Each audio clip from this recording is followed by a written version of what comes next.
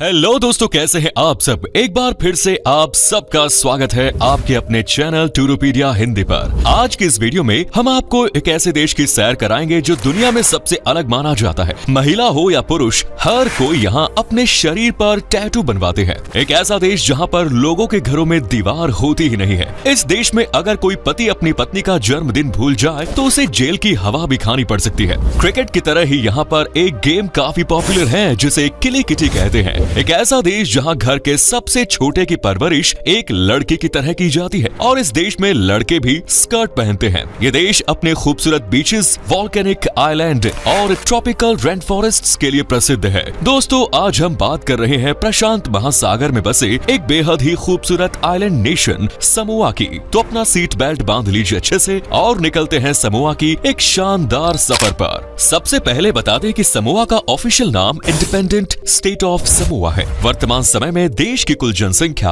2,01,000 के आसपास है और ये ओसेनिया का 7वां सबसे बड़ा देश माना जाता है। इस देश के अंतर्गत कुल 6 आइलैंड्स आते हैं, जिनमें 2 बड़े आइलैंड्स और 4 छोटे आइलैंड्स हैं। एपिया देश की एकमात्र शहर है और यहाँ की राजधानी भी, जो उपोलू आइलैंड पर मौजूद है। समोआ प्रशांत महासागर में रिंग्स ऑफ फायर के नजदीक स्थित है। इसी कारण आज भी यहाँ पर कई सक्रिय ज्वालामुखी मौजूद है। यहाँ पर आप आज भी लावा फील्ड्स देख सकते हैं, जहां चारों ओर लावा बिखरा पड़ा रहता है। समोआ वैसे तो चारों ओर पानी से घिरा हुआ है, लेकिन इसके आसपास टुवालू, वनुआतु, फिजी, टोंगा और फ्रेंच पॉलिनेशिया आते हैं। समोआ की ऑफिशियल लैंग्वेज है समोअन और इंग्लिश। शायद आप में से बहुत से लोगों ने समोआ का नाम पहले कभी नहीं सुना होगा। साल 1997 तक इसे वेस्टर्न समोआ के नाम से जाना जाता था। असल में समोआ पहले एक ही देश हुआ करता था, लेकिन 19वीं शताब्दी में जर्मनी और अमेरिका ने समोआ को 2 हिस्सों में विभाजित कर दिया। साल 1904 में ईस्टर्न पार्ट को अमेरिका ने अपने देश की एक टेरिटरी बना लिया,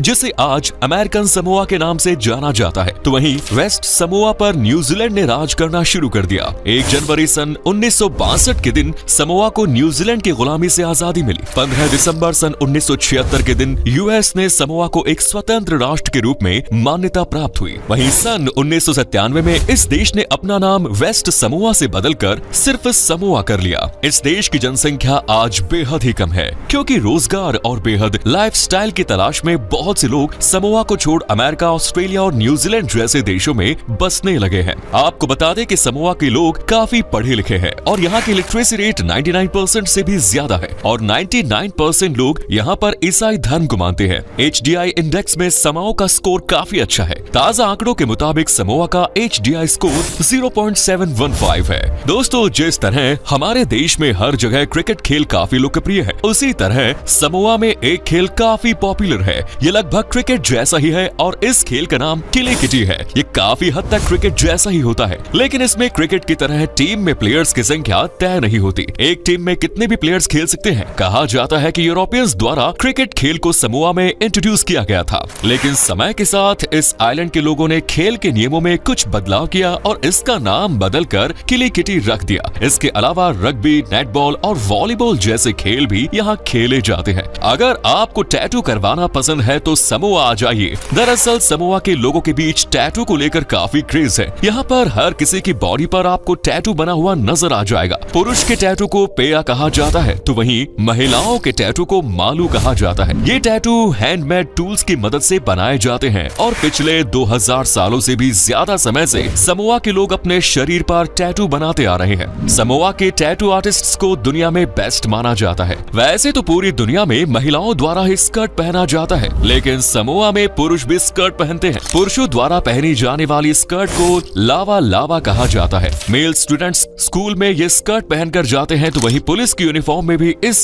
स्कर्ट को शामिल किया जा चुका है। इसके जरिए शायद समोआ दुनिया को ये बताना चाहता है कि कपड़े किसी भी एक जेंडर के नहीं होते।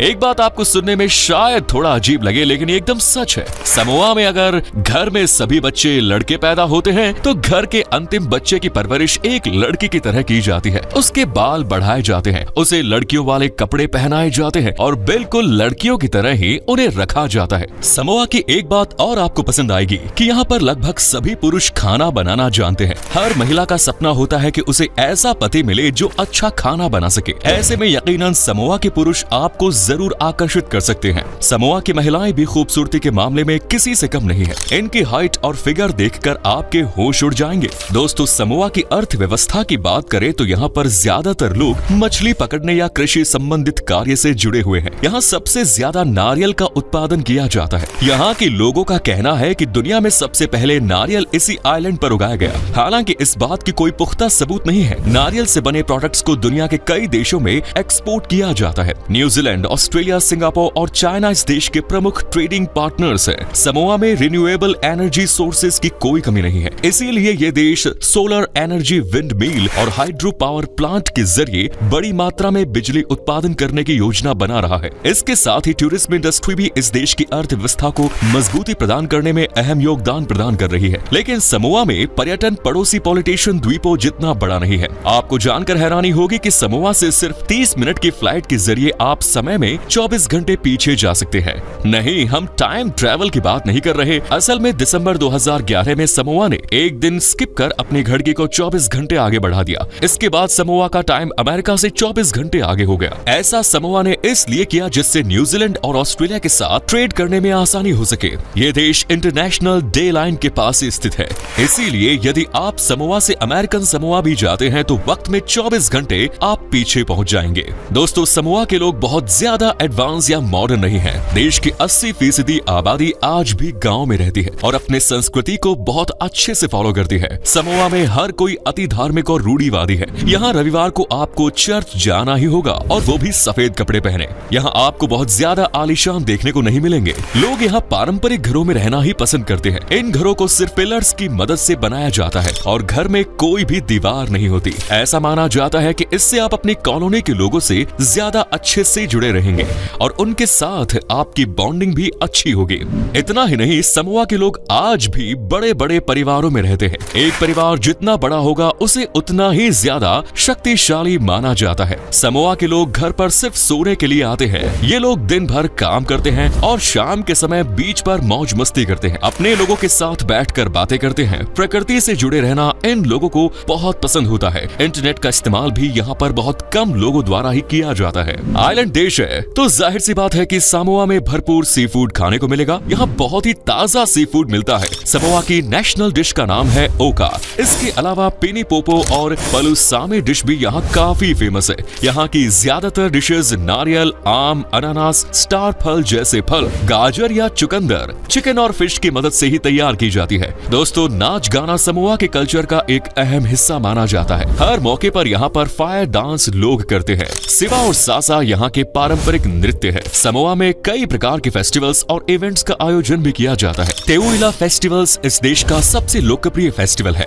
इस अवसर पर लोग जमकर खुशी मनाते हैं। घरों में तरह तरह के पकवान बनते हैं, यानी काफी धूमधाम वाला फेस्टिवल है।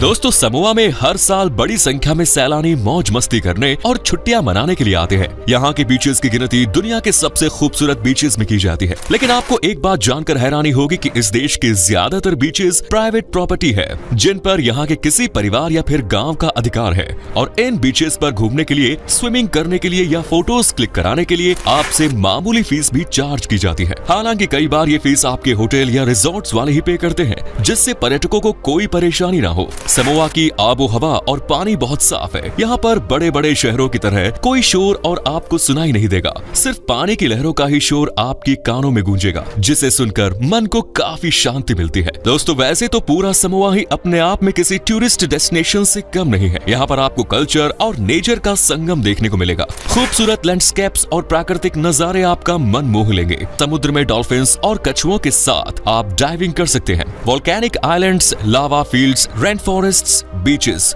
वाटरफॉल्स, माउंटेन्स, केव्स की यहाँ कोई कमी नहीं है। माउंट सिलिसिली इस देश की सबसे ऊंची चोटी है, जिसकी ऊंचाई 1858 मीटर है। इसके अलावा आप कैपिटल सिटी एपिया में घूमने भी जा सकते हैं। यहाँ पर एक शानदार मार्केट है जहाँ से आप शॉपिंग कर सकते हैं। नाइट लाइफ एंजॉय करने के लिए भी ये एक अच्छी सिटी है। पोलोलो डीप नेशनल मरीन रिजर्व में आप मरीन लाइफ और कोरल रीफ को नजदीक से देख सकते हैं। समोआ आप साल के किसी भी समय घूमने के लिए जा सकते हैं, क्योंकि पूरे साल यहाँ का मौसम लगभग एक जैसा ही रहता है। यहाँ ना तो बहुत अधिक गर्मी होती है और ना ही बहुत ज्यादा ठंड पड़ती है। चलिए दोस्तों, अब हम आपको बताते हैं कि क्या है यहाँ का वीजा प्रोसेस। समोआ में इंडियंस को वीजा ऑन अराइवल की सुविधा भी मिलती है, जिसकी मदद से 90 दिनों तक आप इस देश में रह सकते हैं। अगर आप अकेले हैं तो एल साल्वाडोर में घूमने के लिए 6 से 7 दिन में लगभग लगभग 3 लाख रुपए तक खर्च करने पड़ेंगे, क्योंकि समोआ असल में भारत से 12,500 किलोमीटर की दूरी पर मौजूद है। दोस्तों, समोआ की करेंसी है समोअन ताला। समोअन ताला लगभग 29 भारतीय रुपयों के बराबर है। तो दोस्तों, ये था ओसेनिया का सबसे खूबसूरत आइलैंड देश समोआ। कैसा लगा बताइए कमेंट्स में हमें। क्या कभी आपने विजिट की है इस देश की, और अगर की है तो आपका एक्सपीरियंस हमारे साथ कैसा रहा ये भी शेयर करें। उम्मीद करता हूँ कि आपको ये एपिसोड पसंद आया होगा। वीडियो को लाइक कीजिए और अपने दोस्तों और रिश्तेदारों के साथ शेयर करना ना भूलें। हमारे चैनल को भी सब्सक्राइब जरूर करें। वीडियो को अंत तक देखने के लिए शुक्रिया, धन्यवाद।